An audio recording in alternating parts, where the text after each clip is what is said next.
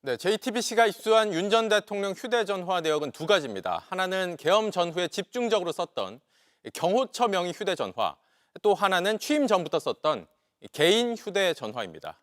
조혜원 기자와 좀 더 자세히 짚어보겠습니다. 조 기자, 저희가 윤 전 대통령의 개인 휴대전화 내역도 처음 입수해서 공개를 했어요. 그런데 박성재 법무부 장관과의 통화가 눈에 띄는군요. 네, 그렇습니다. 저희가 주목하고 있는 건 통화한 시점입니다. 통화가 집중됐던 시기에 어떤 일이 있었는지를 따져봤는데 대부분 김건희 여사 수사가 주요 고비에 있을 때였던 겁니다. 네, 당시 상황을 좀 더 자세히 짚어볼까요? 네, 디올백 의혹이 불거졌던 건 2023년 11월입니다. 하지만 해를 넘어서도 총선 국면에서 수사가 이 속도를 내지 못하고 있었습니다. 네. 그런데 총선 이후에 이원석 당시 검찰총장이 5월 2일 중앙지검에 전담팀 구성과 신속 수사를 지시했습니다. 이 총장이 퇴근길에 5월 3일 다음 날에는 퇴근길에 공개적으로 수사 의지를 밝히면서 이 내용이 보도가 되기도 했었습니다. 네. 또 총선 뒤에 특검 여론이 계속 불거지는 상황에서 이 수사를 계속 미룰 수는 없다는 검찰총장의 판단이었던 걸로 보인다, 이런 내용들이 알려졌었고요. 그리고 이 보도 다음 날인 4일 아침 9시 36분에 윤 전 대통령이 바로 이 박 장관에게 전화를 건 내용이 확인이 됐습니다. 네. 그리고 바로 이어서 그 다음에는 검찰총장의 의사가 전혀 반영되지 않은 검사장 인사도 단행이 됐습니다. 이 수사 핵심 라인과 총장 측근이 5월 13일에 대거 교체가 됐는데 이 검사장급 인사 39명이 교체가 됐습니다. 네. 당시 검찰 내부에서는 총장을 건너뛴 군사 작전 같은 인사였다는 말까지 나왔습니다.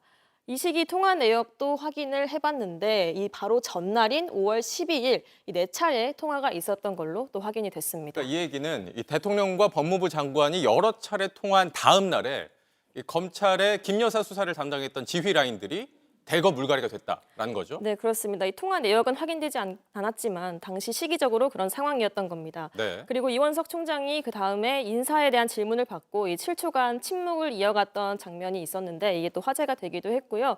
윤 전 대통령이 과거에 검찰총장 시절에 자신을 식물총장이라고 표현했던 점까지 다시 회자가 됐었습니다. 네, 그 뒤로 몇 개월간 뜸하다가 9월 29일에 통화가 다시 이루어졌습니다. 네. 바로 그 다음 주에 김 여사 사건 의혹들, 이 명품백 의혹이 무혐의 처리가 됐습니다. 이 통화로 통화가 수사에 영향을 준 점이 이제 좀 더 확인이 필요하다는 지적이 나옵니다. 네. 그러니까 공교롭게도 이렇게 대통령과 법무부 장관의 통화가 이뤄진 다음에 이 김 여사 관련 수사에 제동이 걸렸다, 이렇게 볼 수 있는 상황이에요. 이거 그래서 좀 더 따져봐야 한다는 얘기인 거죠. 계엄 당시 통화 내용도 좀 살펴볼까요? 이 친윤계 의원들과 집중적으로 통화를 했어요. 네, 그렇습니다. 이 리포트로 보신 것처럼 계엄 직전에 추경호 의원과 통화했고 계엄 당일에 추경호, 나경원 의원, 그리고 다음 날인 김재원 전 의원과 인요한 최고위원과 통화한 내용도 좀 확인이 됐습니다. 이 집중적으로 친윤계 의원들과 주로 소통한 점이 확인이 된 건데요. 대부분 탄핵 국면에서 대통령을 옹호한 인물들입니다. 네, 김재원 전 최고위원은 올 1월에 부정선거를 허무맹랑한 이야기로 치부하고 넘어갈 수는 없다, 이렇게 말하면서 또 부정선거 의혹을 옹호하는 듯한 발언을 했습니다. 네. 네, 그리고 그 김재원 전 의원은 지금 김문수 국민의힘 대선 후보의 비서실장으로 일하고 있습니다. 그리고 인요한 전 최고위원은 계엄 이틀 뒤에 국민의힘 최고위 회의에서 대통령이 업적도 있다, 또 계엄을 심적으로는 이해한다라고 말하기도 했습니다. 그리고 또 다른 나경원 의원은 탄핵 반대 집회에 좀 참여한 대표적인 인물이었습니다. 네. 그리고 또 한 사람이 계엄의 핵심 인물이죠. 이 김용현 전 장관과도 긴밀하게 소통한 정황이 나왔어요. 네, 그렇습니다. 지난해 3월에서 4월쯤에 김용현 전 장관과 사령관들과 이 삼청동 안가에서 윤 전 대통령이 만나서 이 비상대권 외에는 방법이 없다라고 언급한 뒤에 이즈음에 이어진 수차례 통화 내역이 좀 확인이 됐습니다. 네. 3월에는 6차례, 4월에는 10번 전화한 내용이 확인이 됐고요. 또 비상조치가 아니면 나라를 정상화할 방법이 없다고 언급한 5월과 6월 회동 전후에도 김 전 장관과 5번 통화했습니다. 이 수사기관이 아직 복구 중인 경호처 비화폰 서버에 담긴 통화 내역도 상당할 걸로 보이는데 이건 추가 수사로 밝혀져야 할 부분입니다. 네.